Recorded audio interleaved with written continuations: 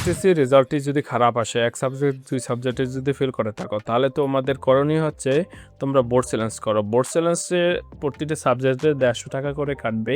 তবে ১০০ টাকা গেলেও তোমাদের জন্য ভালো হবে। পিছনের বছরগুলোতে আমরা দেখেছি যারা বোর্ড চ্যালেঞ্জ করে তাদের কিন্তু রেজাল্টই খুব ভালো একটি রেজাল্ট আসছে পরবর্তীতে। তো তোমরা বোর্ড চ্যালেঞ্জ করো। তো আজকে দেখাবো কিভাবে তোমরা বোর্ড চ্যালেঞ্জ করবে।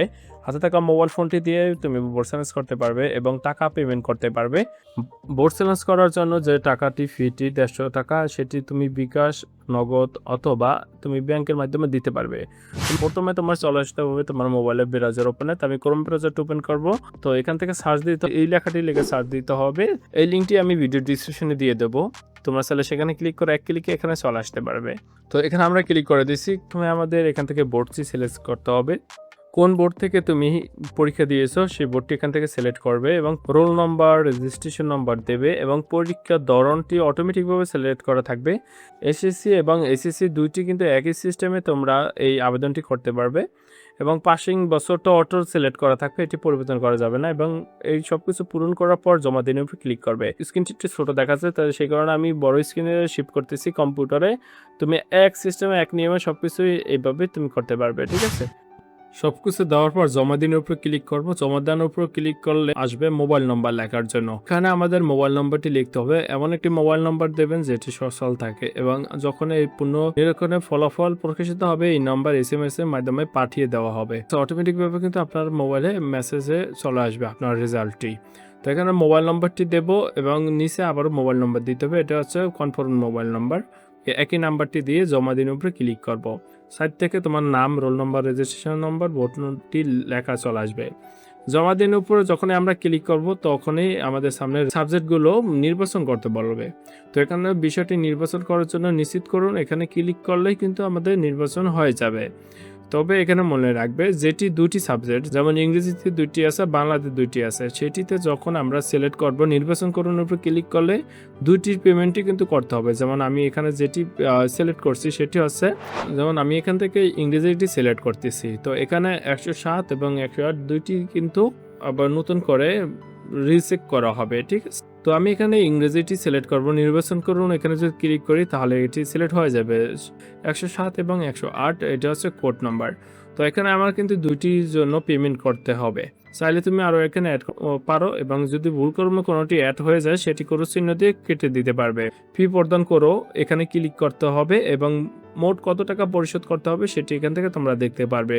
তো আমি এখানে ক্লিক করে দিচ্ছি। এখানে দেখা যাচ্ছে আমাদের ৩০০ টাকা কিন্তু পেমেন্ট করতে হবে। তবে ৩০০ টাকার সাথে আবার কিন্তু কিছু চার্জ কাটে। কত টাকা চার্জ কাটে সেটিও দেখাই দেব এবং টাকাটি আমি বিকাশের মাধ্যমে পেমেন্ট করব, কারণ যত স্টুডেন্ট আছে সবার কিন্তু কম বেশি বিকাশ আছে, ঠিক আছে। সে কারণে আমি চাচ্ছি যাতে তোমরা ঘরে বসে নিজে নিজে এটি পেমেন্ট করতে পারো। তো আমি এখানে বিকাশ সিলেক্ট করব। তো বিকাশের জন্য এখানে আমাদের মোবাইল স্ক্রিনে চলে যেতে হবে। তো মোবাইল স্ক্রিনে চলে যাচ্ছি এবং সেখানে দেখাই দিচ্ছি। পেমেন্ট করার জন্য প্রথমে আমাদের চলে আসতে হবে বিকাশ অ্যাপসে। বিকাশ অ্যাপসে আসার পর এখানে দেখবে এডুকেশন ফি লেখা আছে, এখানে ক্লিক করতে হবে এবং এখান থেকে প্রতিষ্ঠানের নাম বা ধরন দিন এখানে তোমরা সার্চ দিতে পারো। এসএসসি যদি লেখো তাহলে আসবে, অথবা নিচে দেখো এসএসসি ২০২৬ রিকারেন্সি। তো এখানে যদি তোমরা ক্লিক করো তাহলে হবে, এখানে সার্চ দেবে, এসএসসি লিখে সার্চ দিলে চলে আসবে। সিলেক্ট করার পর বোর্ডের নামটি এখানে সিলেক্ট করতে হবে। তো আমি বোর্ডের নামটি দিয়ে দিচ্ছি এবং পাশে বছরটি সিলেক্ট করতে হবে। এখানে শুধু তোমাদের রোল নাম্বারটা দিতে হবে, রেজিস্ট্রেশন নাম্বার কিন্তু দরকার হবে না। রোল নাম্বার দিয়ে পরবর্তী রূপে ক্লিক করবে, তাহলে তোমরা দেখতে পারবে তোমাদের কত টাকা এখানে কেটে নেবে, পিনকোড দিয়ে পাঠিয়ে দেবে। তবে এখানে কিছু চার্জ কাটে, যেমন ৩০০ টাকা আমার এখানে চার্জ কেটে নিছে ৩ টাকা। তো এভাবে কিন্তু তুমি টাকাটি পেমেন্ট করতে পারো খুব সহজে। এখানে আর কিছু করার দরকার নেই, তুমি এখান থেকে হোমে ফিরে যাও, ক্লিক করবে এবং এখন আমাদের চলে যেতে হবে ক্রোম ব্রাউজারে। টাকা ঠিক পেমেন্ট করার পর আমরা চলে আসছি কম্পিউটার স্ক্রিনে। তো এখানে যদি জমা দিনের উপর ক্লিক করি তাহলেই দেখবে এখানে ধন্যবাদ, আপনার আবেদন সফলভাবে জমা দেওয়া হয়ে গেছে। আমাদের আর কোনো কাজ নেই, আমাদের টাকাও পরিশোধ হয়ে গেছে, আমাদের বোর্ড চ্যালেঞ্জটি করা হয়ে গেছে। তো আমাদের কাজ এখন শেষ। এখানে বন্ধ করুন উপর ক্লিক করলে আমাদের গোড়ায় চলে যাবে, ঠিক আছে। তো এ ছিল কিভাবে তুমি বোর্ড চ্যালেঞ্জ করতে পারবে খুব সহজে, সেটি দেখাই দিলাম। বোর্ড চ্যালেঞ্জ করতে কোনো সমস্যা হলে অবশ্যই জানাবে এবং এই বোর্ড চ্যালেঞ্জে তোমাদের ভালো একটি রেজাল্ট আসবে আশা করি।